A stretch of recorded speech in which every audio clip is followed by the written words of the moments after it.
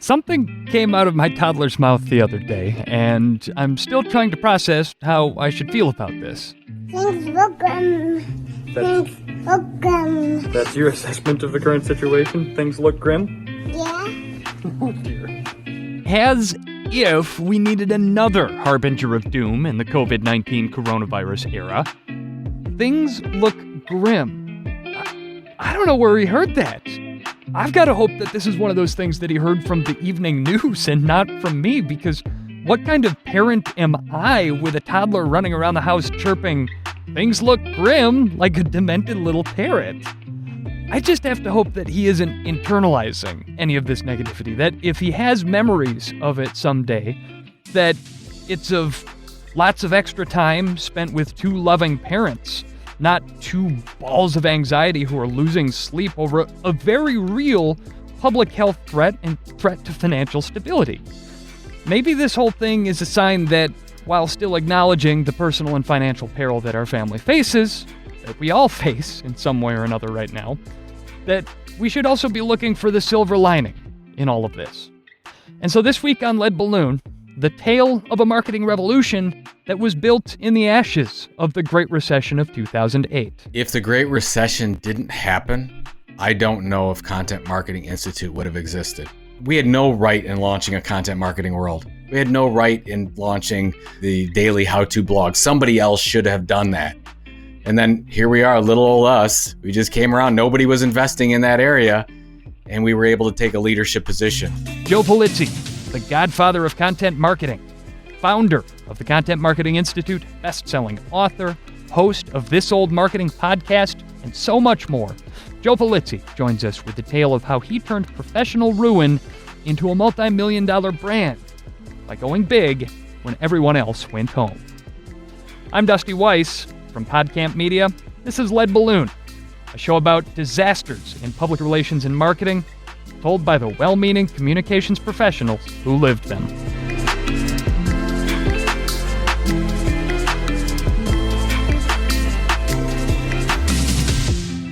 Looking at past disasters and learning from them is what we do here on Lead Balloon, and we try to make that process fun and entertaining as much as possible. Please do make sure that you subscribe to Lead Balloon in your favorite app. Follow PodCamp Media on Facebook, Twitter, and LinkedIn for more great tidbits from the show. And I want to note right here off the bat that there are a lot of people suffering right now. This episode is not meant to minimize the tremendous loss of life, loss of health, and the loss of financial stability that so many people are enduring. Our hearts go out to those people, and they need our help. Please do what you can. But when Joe and I talk about the excitement or opportunity presented by this recession, this pandemic, it's not because we're insensitive to all that suffering. It's because right now, as business people, we're staring at a mountain of lemons. And as professionals, we might as well get started making lemonade, folks. Because the alternative is, well, getting bogged down in how grim things look, which is where Joe Pulizzi and I started our conversation. What I tell you, I don't know if you've read much on, the 1918 pandemic, but Too much. Yeah, so you know, Mm-hmm. you know what happened. You know how it went. They let him back, especially out in San Francisco. They let him back out into the streets, and then there's a spike in cases, and they ratcheted down, and we're seeing history repeat itself here 100 years later. We forget our history. It's too bad, but hoping for the best. Yeah, the history I'm interested in talking about is a little more recent. It's your 2008 recession pivot story. I think it's a real cool story and certainly timely for the moment right now. So I appreciate you making the time. It's no an problem. honor. It's humbling that you would. So, well, it's my pleasure. I mean, I had to reschedule. I was traveling and doing all kinds of things, and had to reschedule so I could be here in my home office. No, I'm kidding. Let's be honest. We're all sitting here twiddling our thumbs, just hoping to be guesting on a podcast. Everyone seems to have a lot more time these days. Yeah. No, well, hopefully that translates into a spike in listenership and podcasts. There you too, go. But the jury's still out on that at this juncture. It's tough to get anybody on the internet to agree about anything these days, but if you Google the godfather of content marketing, the consensus is unanimous You're that guy. You're the godfather of content marketing. So, first of all, dang, what a title. But second of all, if we hop in the Wayback Machine and rewind the clock just 15 years, you weren't really the godfather of anything yet. You were a company man at Penton Media. And so the reason that I think that your story is so compelling right now is you set out to found the company that would become Content Marketing Institute around about 2007, and then, bam, 2008, recession. Yep. And that could have been curtains for your career as an entrepreneur, but it wasn't. You pivoted, you grew, and you thrived in the midst of all that turmoil. And so I think that story is going to be a real comfort to a lot of folks right now, as here we are once again staring down the barrel of another recession. So take us back to 2007. You're the VP at Penton Media. What are you doing, and why are you feeling the itch to do something different? Well, first of all, thank you so much. I don't know how the godfather of content marketing thing stuck, but somebody introduced me that way. I think it was the whole Pulizzi Italian angle, and went to the godfather thing. And I was shocked when I was coming out on stage. And then a couple people tweeted it out, and I just leaned into it. I mean, what are you going to do? I'm like, okay.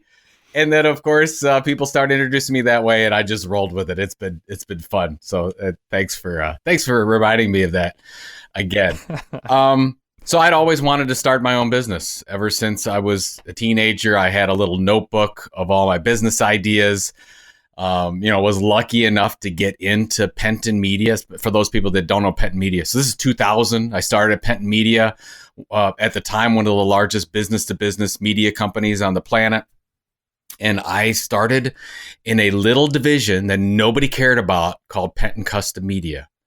And I didn't even know what custom media was at that point. But what we learned was we did not do traditional advertising. We did not do traditional sponsorships like everyone else in Penton did for Penton's magazines, mostly trade magazines that you'd never hear of unless you were in design engineering or heating and air conditioning or something like that. We did the magazines and the sponsorships for those. But what Penton Custom Media did, we would come in and we would help them with their own stories. How do I talk more efficiently to my customers? How do I help them with their own needs instead of just talking about my products and services all the time? Those look like custom magazines, print newsletters, those types of things. And then later on into webinars and podcasts and social media. But all that time while I'm learning this art of custom publishing, custom media, it wasn't called content marketing at the time, I had this itch to start something. And back in 2006, I'm talking with my wife again about another business idea. And my wife says, look, either you go start this business or you stop talking about it. And she just was she was done with me. And I said, okay. And we talked about it. And I said, so this is the end of 2006. And I said, okay, by the end of March 2007, I'll make a decision on either I'm going to stay at Penton or get another job or go start my business. Well, on the last day of March 2007 is when I decided formally left Penton, and on April 2nd, 2007 started what ultimately became Content Marketing Institute. Now it's funny when you're talking about recession and you know this, that exact day is when First Century Bank, I think it was, went bankrupt. The first domino to fall, yeah. That is the exact date when we started the company. Mm-hmm. That was the first one to fall. And then, of course, if you know your history, March of 2008 was Bear Stearns, on and on and on. And then we were deep into the Great Recession, all while launching this business. While you're going through it, it's horrible. So I know what people are going through right now. If you're in a business of any size right now, we're all sweating it. Everybody's sweating it. But also at the same time, now I realize probably couldn't have been a better time to launch the business, because while everyone else was battening down the hatches, we were investing in trying to build an audience. All right, so let's talk about that pivot for a second. So when you launched your company in spring of 2007, you called it Junta 42, and you had a very different business model than what you eventually settled on with Content Marketing Institute. What were you doing at the time? So April 2nd was my first blog post. It was called The Content Marketing Revolution, but the name of the company was going to be Junta 42, which that's a whole nother conversation about why call it that. I thought it was the coolest Web 2.0 name. That's an old Douglas Adams reference, if I'm not mistaken. Exactly. You're exactly right. 42 and Junta or Junta means a lot of things. It means a military coup, but it also means a meeting. So meeting and 42, the meaning of life coming together. I thought it was the greatest thing ever. But basically the business model that we launched into outside of starting this blog and trying to build an audience, we were basically trying to become the eHarmony for content marketing is the best way to describe it. So we had a database of agencies and journalists who knew how to create content, and we were matching them up with marketers and brands that needed content or wanted to do print magazines or newsletters or article marketing or whatever the case was, and we would match them up. And you were meeting with early success doing that. We did. We launched it in June of 2008. We were lucky that we started to land some pretty big deals as we were going. I mean, there were a couple $1 million deals that went through the system. Now, we didn't get paid on the $1 million deals.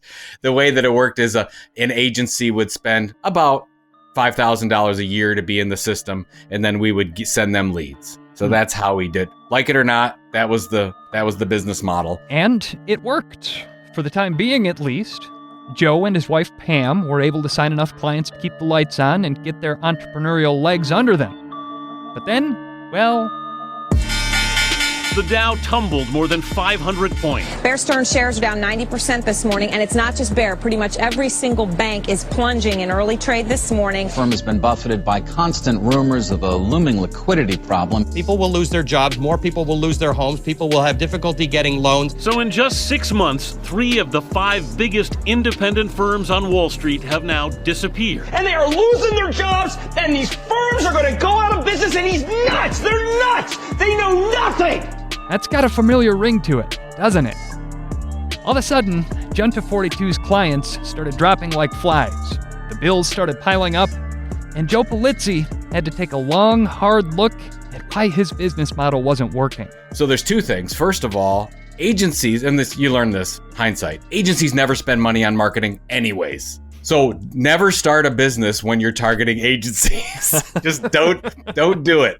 So first of all, they never spend money. Second of all, they had no money because most of them were just struggling to stay alive so they could make it to 2010. Who knew how long this thing was going to last?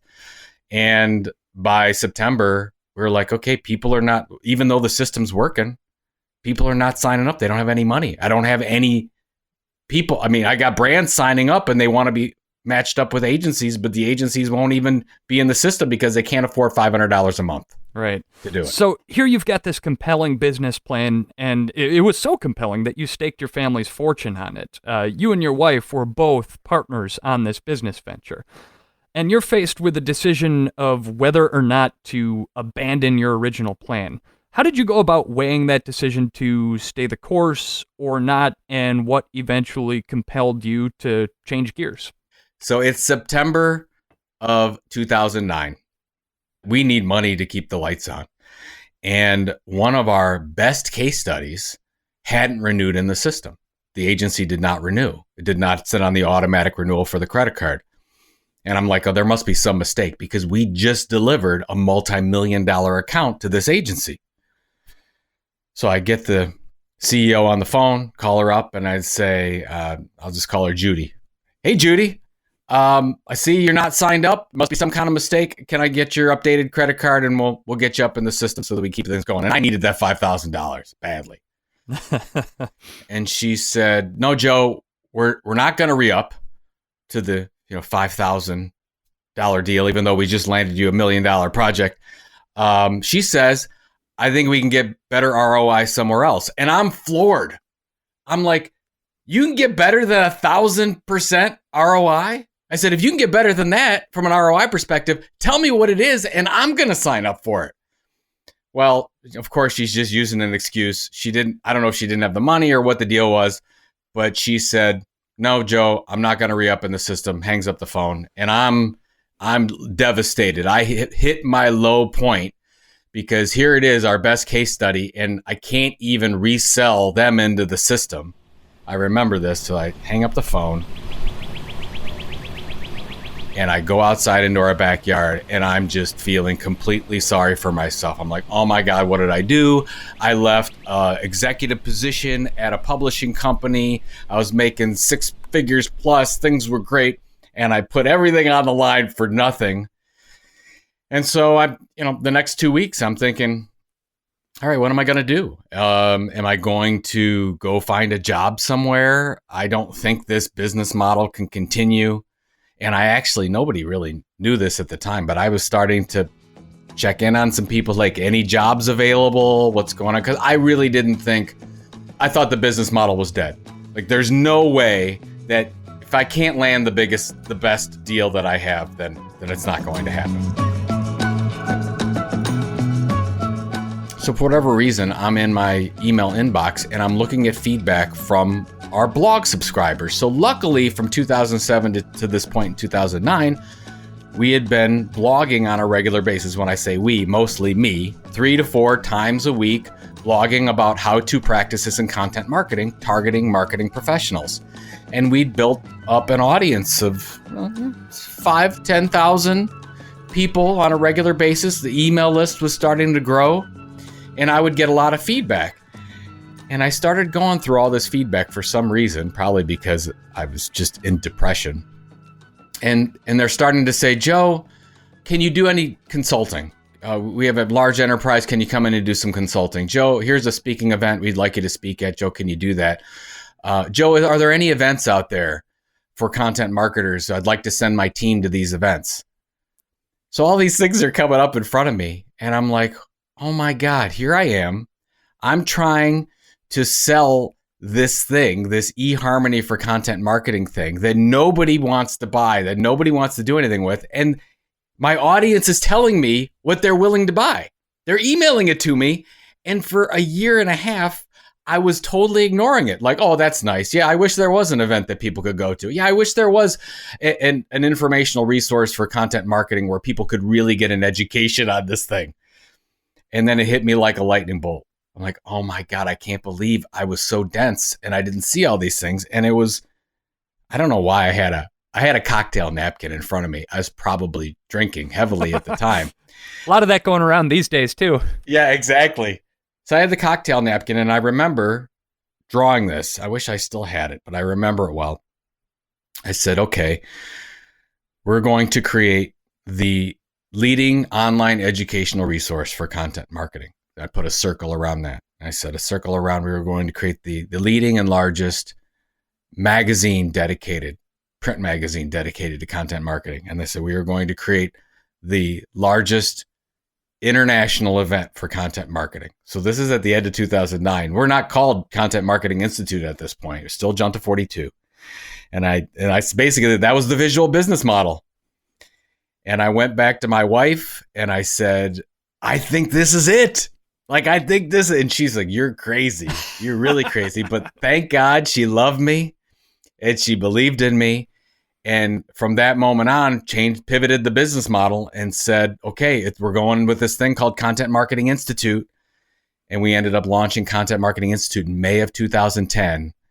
And it just took off from there. I ended up luckily pre-funding it. We went out to partners that just knew me.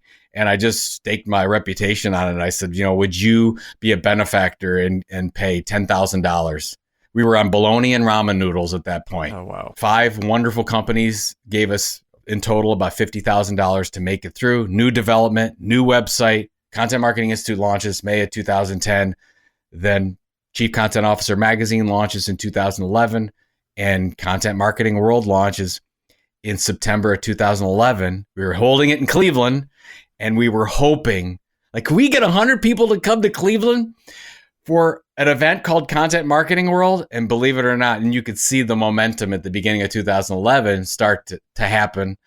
And then going out there for the opening introduction and keynote at Content Marketing World, there were 660 people. Hi. Good morning.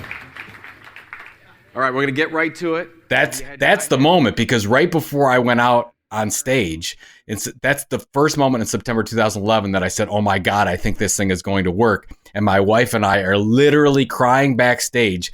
David Meerman Scott, if you know David, prolific marketing speaker, he's standing next to us watching us hug and cry. It's wild to me because having recently launched a business myself, you have a lot of difficult conversations going into it. You have conversations with potential funders and pitching to your first clients, and all of that is like an incredible stress level. But then the conversation that stands out most vividly to me too is the conversation that I had with my wife, where I turned to her and said, hey, you know that really, really good, stable job that I'm lucky to have? I want to leave that in the dust and stake our family's fortunes on this cockamamie idea that I've been rolling around in my head for a little while.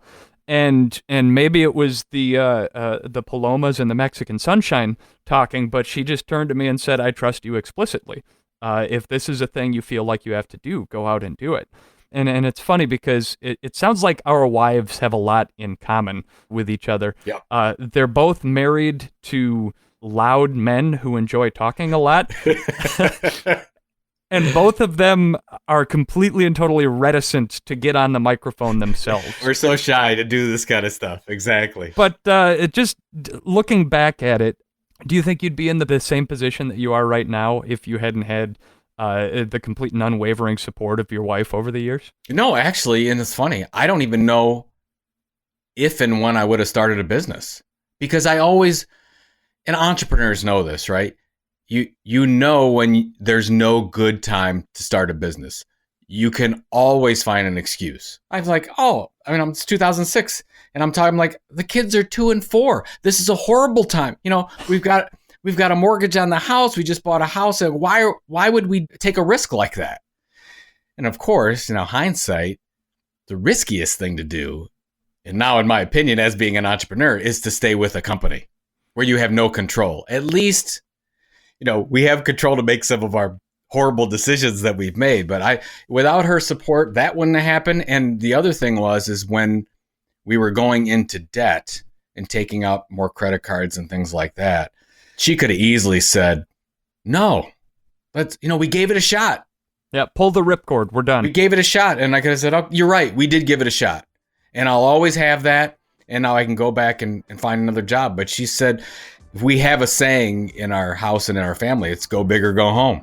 And she said that, go big or go home. What are we doing here? Are we going big? Then go big. Give everything you've got to it. No, we're not leaving, no regrets. When you're counting on your business to keep a roof over your family's head, that's a ton of pressure. So, supportive spouse. You mentioned the cocktails and the cocktail napkin. It definitely helps. How else do you deal with that pressure? I think what really, I was nervous all the time. I was a wreck. I'm lucky I didn't have a heart attack or something, because I was always a wreck, wondering what I was doing. But I think you have to have this belief in yourself and belief in the idea that is unreal. It's silly, right? But you have to go all in and you have to believe it. And I think what we probably did better than most is we really focused on a niche that I believe we could be the leading expert in the world.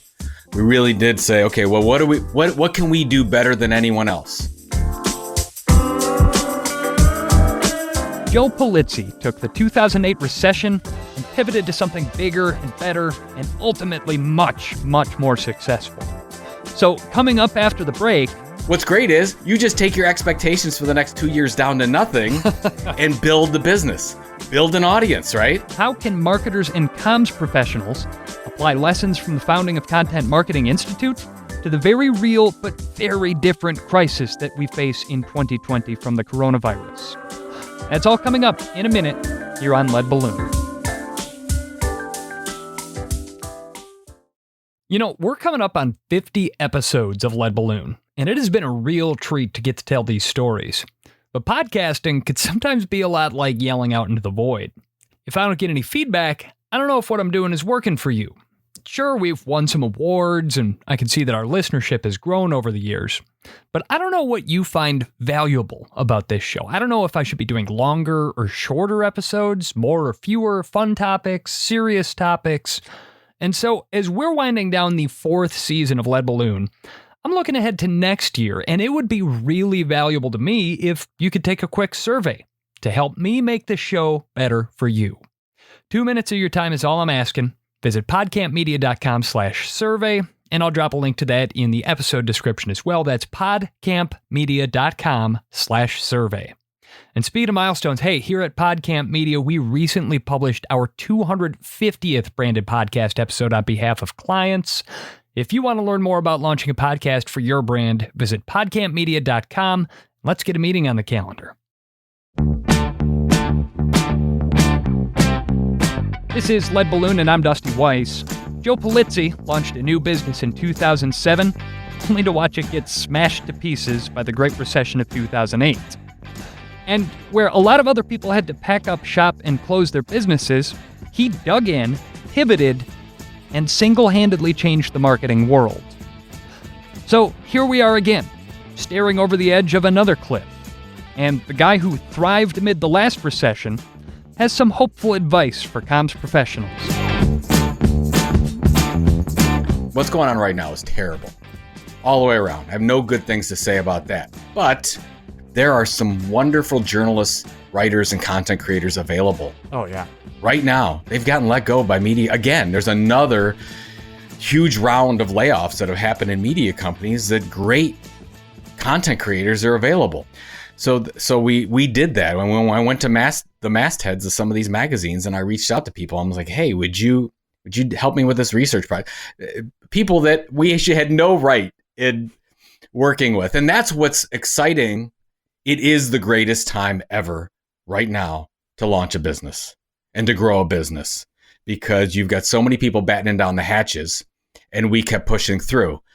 I mean, we focused on this niche, that content marketing, which nobody was talking about. Nobody called it content marketing, so we sort of renamed it that thing, and like it always had been that way.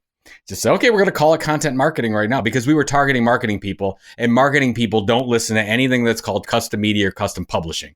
They're already falling asleep. If you say, are you doing custom publishing? They're sleeping. You have to call whatever you're doing marketing for marketing people to pay attention. Direct marketing, search marketing, social media marketing, content marketing, same thing. It's very simplistic, but it works. So we were focusing on this thing called content marketing and doing this blog better than hopefully anybody else out there. And all the other media companies and marketing media companies in our area, they were just holding on for dear life because they had to. And I get it. But if you have the resilience and you can say, look, it's going to be lean for the next couple of years, but we can come out of this stronger and better than it. And that's what happened. So by 2010, that's when we made that formal pivot to Content Marketing Institute.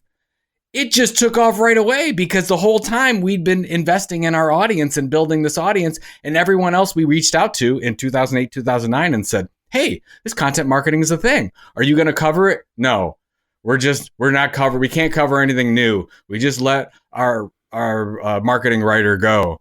We're not going to do an event or no new events. So we can't do a partner with you on an event in content marketing or whatever ideas we had, research project, all kinds of stuff. You know, we just did our thing, and then 2010 came and it took off. So the Paul Harvey rest of the story is Content Marketing Institute blew up. You wrote 3 best-selling books. Content Marketing World, the conference, also blew up and became a major destination for anybody that works in this space. And then the This Old Marketing podcast became a huge success with millions of listens too. So you basically redefined an entire sector of marketing practices overnight. So while personal results might vary, looking at this new recession here, what do you see that's similar to the recession that we went through back then, and what's different? And what do marketing entrepreneurs need to do to come out of this recession with at least a fraction of that success? So I've just been writing a lot about, okay, how do we market in a pandemic? And what's the same from what happened in the Great Recession to what's going on now with the pandemic and the virus. And you're seeing something very similar with what's happening with companies. It's just happening at a faster rate. They're having to let people go. There's a lot of companies that are going out of business. If you were on the edge of you didn't think this business was going to work or not, you're already done. I mean, you're gone. Small businesses are going to have a real tough time coming back from this. And what you're probably going to see is you're going to have the people with less money, or you're going to have even less opportunity coming out of this. And the people with more money are going to have even more money. And it's going to be a lot of inequity that happens, unfortunately. So those are the same types of things that happened. Now, what's different is that this is 100 times worse. So if you thought that there was a great opportunity during the Great Recession, so that's the good part. The good news is there's even more opportunity now. This is the other day. I talked to a guy that wanted to start a business. And he's like, well, I took that all off the table now because of what's going on. And I said, no. I said, yeah, I get it. You think it's riskier, but it takes you 3 to 5 years to get a business up and running and going anyways. Right. This is the perfect time to sit there twiddling your thumbs and waiting for clients, because that's going to happen regardless. Yes. You basically... What's great is you just take your expectations for the next 2 years down to nothing and build the business, build an audience, right? What's your niche? What are you going to do to build that audience? Is it going to be a podcast? Is it going to be an Instagram series? Is it going to be a blog? What is it? What are you going to do? An email newsletter to really build that audience so that you become the leading expert in something, so that when people are ready to buy, they trust you, they know you, they're going to be loyal to you, and they'll buy from you. I was actually, just the other day, I was talking to someone who's been planning to make the leap to full-time entrepreneur. He was recently laid off, but he's got a good business plan. He's looking at the podcast space, and he says that he keeps getting hung up on the want ads. Like, he does a little bit of work on his business plan, and then he's like, oh, but here's a steady full-time job that I could apply for. Yep. And I told him I get it. I'm a year into this thing, and I still have these like regular crises of confidence. But the question I guess I would have for you is, does that go away?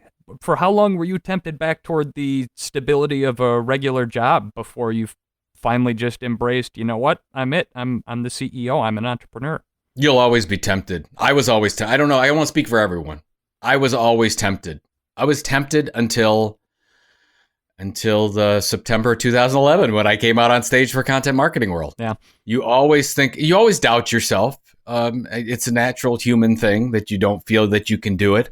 You're always going to want to focus on, is there a plan B out there? And all entrepreneurs are crazy in some way.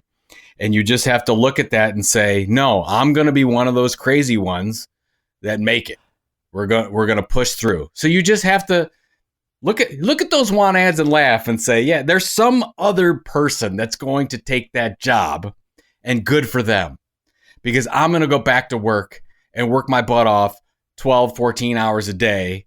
I'm going to be thinking about it all the time, so that in 5 years or 7 years, I have the financial freedom to do anything I want to. That's a great segue into sort of the next chapter of your life here. You and your wife, you sold your stake in CMI, and you launched a nonprofit foundation, The Orange Effect, which delivers speech therapy and technology services to kids. It doesn't get any more admirable than that. So tell me a little bit more about that and how folks can get involved if they're interested. Oh, thank you. Yeah, actually, we formally started Orange Effect Foundation as a 501c3 in 2014. We sold Content Marketing Institute and all the assets in 2016. But we'd been working since 2007. Like when I actually went out and launched the business with my wife, we started a golf outing. It's called the Golf for Autism. It's still going on today.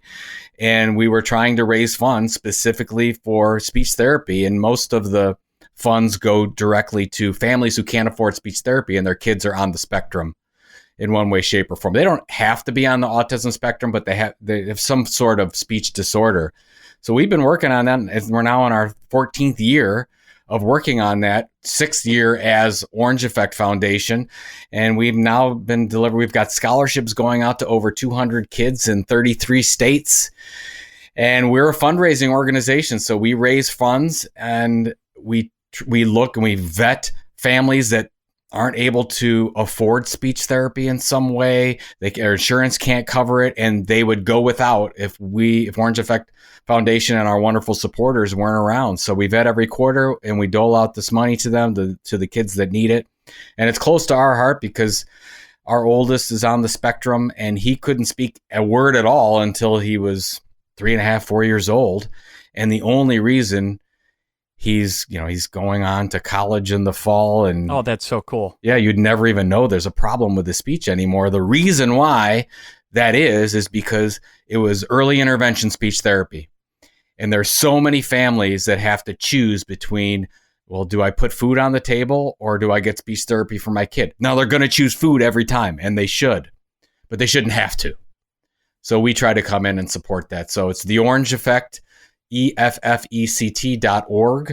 And we'll take any and all donations. And by the way, if you know of somebody who has a child in that kind of situation, we absolutely take applications. So you can fill out an application at theorangeeffect.org as well. So yeah, we're just going strong, always looking for support. Still so much to do, but we're getting there. That's really cool to hear, and such a worthy cause. And hopefully, as this new recession and the pandemic have hit, we've seen a lot of economic uncertainty, but I've also been heartened by just the number of people that have stepped up in their efforts toward charity and giving back to the community as well. And so another great outlet for people that are feeling a little bit of uncertainty right now to use their time and their talents and their money to make the world a better place too. So that's exciting to hear. You're living my dream right now a little bit. You're writing again, but you've done a little pivot into the world of fiction. And the story behind the why of this is actually really fun. Tell me about The Will to Die, your latest novel. It's funny. It always comes back to my wife for some reason. Yes. So sold the business in 2016. I stayed on with CMI until the end of 2017. And I decided to take a full year sabbatical in 2018, which basically meant, I wasn't doing anything, nothing formal. The first 30 days in January, did a no electronics free every day. So got totally off of email and social media and did the cleanse. Whoa, how was the withdrawal on that? I was a little itchy the first couple weeks, got to tell you, be honest. But then got into February. I did a dream trip. I took my dad to Sicily and we saw all of he'd never been back to the home country. So we went back and it was a father-son trip that I'll never forget, and did that for 2 weeks in February and just spent time with the family and didn't travel as much. I used to travel 50% of the time. So basically stayed home. I highly recommend it if you could do it. So it was fantastic to be able to do that. But during 2018, I was just talking to my wife and we were talking about my other books, and I don't know how the conversation came up, but it was something around. So I wrote or co-wrote 5 other marketing books, and I said, "Have you ever read one of my marketing books?" And she said, "No." I said, "You've never read one of my marketing books?" And she said, "Well, I've read the acknowledgments because I want to see what you say about me, but other than that, I haven't read anything." And I'm like, "Why not?" And she's like, "Well, we'll talk about something interesting, and I'll read it." So I'm like, oh God, you got to be kidding me. So I took that as sort of a challenge, and I said, all right, I'm going to write you, because she loves mysteries and thrillers. Okay. And I said, okay, that's what I'm going to do. So I started sometime in 2018 writing, and boy, it was horrible to start with. But started writing, and I finished the manuscript in February of 2019. Finished the manuscript for The Will to Die, which is a thriller about a marketing agency guy who ends up taking over his father's funeral home and discovers all kinds of murders and things in a small town. And she reads it. I'm thinking, I hope she likes it. And she got done with it. I kid you not. And she's like, oh my God, this is really good. I'm like, come on, you're just being nice to me. She's like, no, really. She said, I just read this Patterson novel, and this is 10 times better than that. I said, okay, now you're really joking. You're so full of it. And I went through the editing process, and I sent it to a couple editors, and it was 110,000 words. We finished the final manuscript at 85,000. So I cut a lot out of it and went to publish it. Published it gave it away as a free podcast in December of 2019, formally published it in March of 2020. And we're lucky enough, it hit the bestseller list on Amazon in 4 different categories and stayed there for a little while, actually. Congratulations on that. That's really super. Ride. Yeah, thank you. It's been a fun ride. It's been wonderful to see the reviews out there. it's a fun story. It takes your mind off of some of the craziness that's going. I know it's a murder story, but it's also kind of a fun ride if you like that kind of stuff. And so it's been fun doing something completely different, using a different part of my brain. They say write what you know, and so certainly your main character is a marketer, but a lot of people would be surprised to hear that you've got one foot in the marketing world personally, but you've also got another foot in the funeral industry. Yeah, that's right. 20 years in marketing and publishing. And then my grandfather was a funeral director, and I was running around the funeral home when I was 3-4 years old, and basically grew up there on and off and worked there for 4 or 5 years, in college breaks and whatnot. And so the expertise and the knowledge of the funeral industry is something I didn't have to look up. So I basically took, the two sides that I know and love, because it's actually a marketing, I call it a marketing thriller, because if you are a marketer, you will really like the storyline, because we talk a lot about marketing, but at the same time, it takes place in the center of, and in and around a funeral home. So it was totally fun to go back to some of those crazy stories my grandfather used to tell me, and I sort of adapted them for the book. So is this the new path going forward for Joe Pulizzi? Is your main character in the novel, is he going to be your new Robert Langdon, and we can count on more adventures down the road here? Yes, Will Pollitt is the main character and absolutely is going to make a return, no doubt about it. But I'm working on 3 things right now. So I'm working on part 2 to The Will to Die.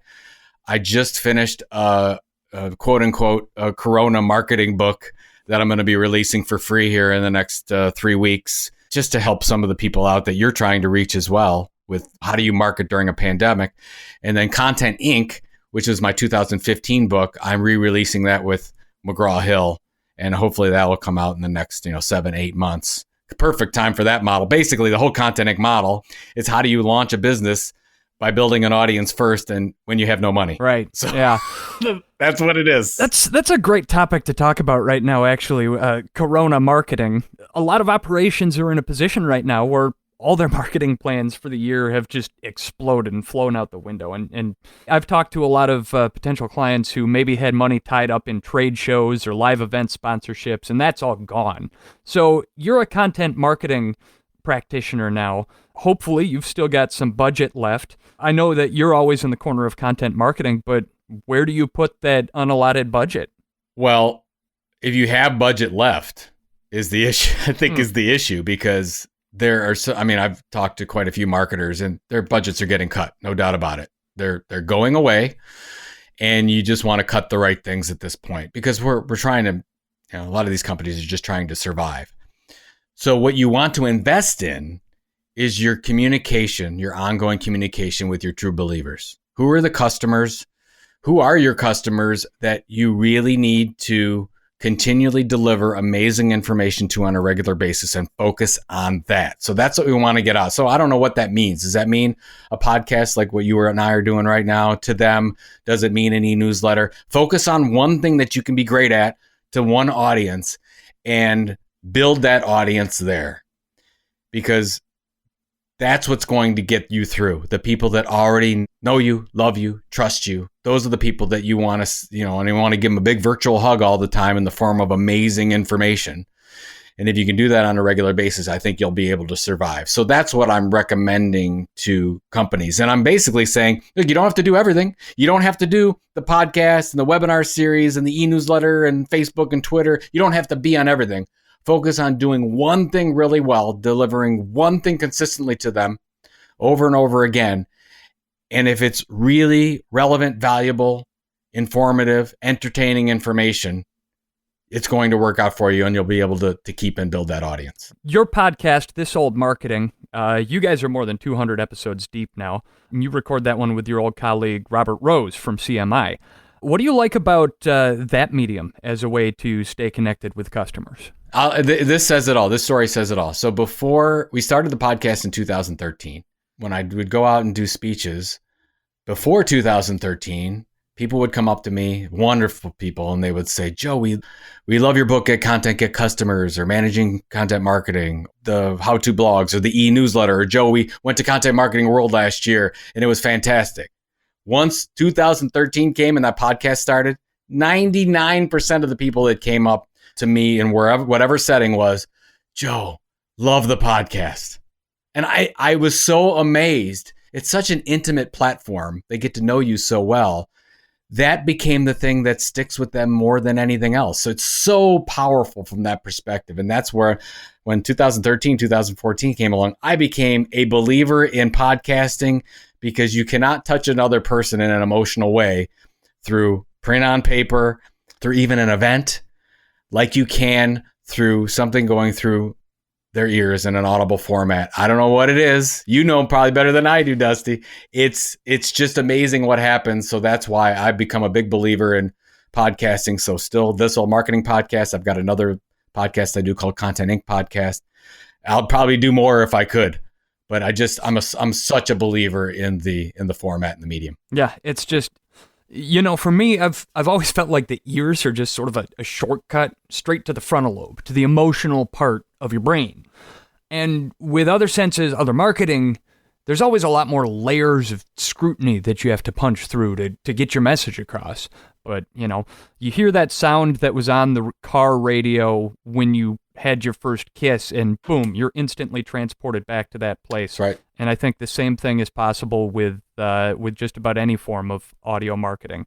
I'll die on this hill if I have to, but it's a good place to be right now, and it's social distancing friendly. That's as we can see sitting here talking to each other. Well, the thing is, even though with the boom in podcasting, there's still a huge opportunity. There's still so few podcasts compared to videos, compared to articles out there. And by the way, most people start podcasts and give up after a short period of time.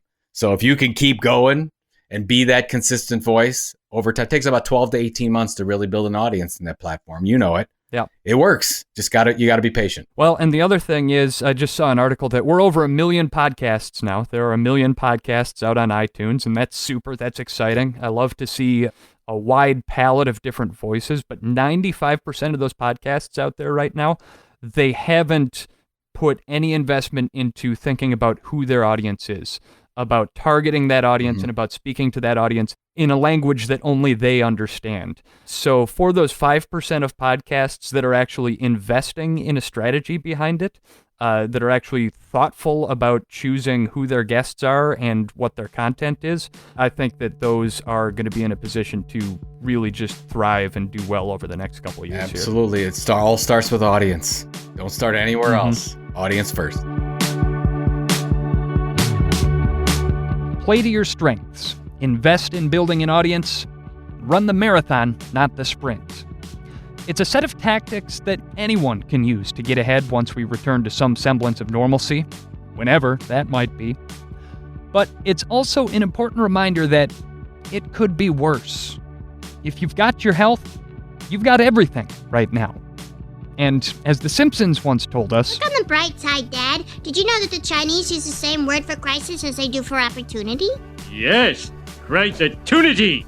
Joe Pulizzi's story and Content Marketing Institute are living reminders that, as business professionals, the biggest risk is letting a crisis-tunity go to waste. If the Great Recession didn't happen, I don't know if Content Marketing Institute would have existed, because it was growing so fast. There was such an opportunity there. I think the other media companies, if they would have been financially sound, would have picked up on it. We had no right in launching a content marketing world. We had no right in launching the daily how-to blog. Somebody else should have done that. And then here we are, little old us. We just came around. Nobody was investing in that area, and we were able to take a leadership position. That's what's exciting from a business standpoint about what's going on now, because you're going to have a number of individuals, entrepreneurs, and small businesses be able to do amazing things because everyone else is bending down the hatches or unfortunately going out of business or focusing on their core audience and core area of expertise, when you can come in and do something great to an underserved audience. To be honest, I might be working at a publishing company, which is so sad. Not that there's anything wrong with that, but I don't know if I would have been an entrepreneur. It's not your jam. It's not for you. Yeah, I probably would have went back. I probably would have went back and got a job somewhere. Wow. So I don't know. This has been an awesome conversation, and again, I just hope a comfort to a lot of people facing a lot of uncertainty right now. I appreciate your taking the time. Joe Pulizzi, the godfather of content marketing, founder of Content Marketing Institute. You wrote Killing Marketing, Content Inc., epic content marketing, and now most recently the marketing-themed murder mystery, The Will to Die. Thanks for joining us on Lead Balloon. Thanks, Dusty. Anytime, my friend. I should also mention that we're working on getting our toddler to add some new phrases to his repertoire. Everything, oh, we will wait. I hope you found a reason to smile and a little bit of optimism too in today's episode. Keep grinding, keep your distance, and all that. Please make sure that you subscribe to the Lead Balloon podcast feed. If you found this episode helpful, I'd also love it if you shared it with pretty much everyone you know. After all, I'm trying to run a business during a recession here. Feedback is always welcome in the comments section or at dusty@podcampmedia.com. If you've got a story that's perfect for the show, I would love to hear from you there as well. Lead Balloon is produced by PodCamp Media, where we provide branded podcast production solutions for businesses. We're still doing it. Check out our website, podcampmedia.com. We're on Facebook, Twitter, and LinkedIn. And until the next time, I'm Dusty Weiss. Be well, folks.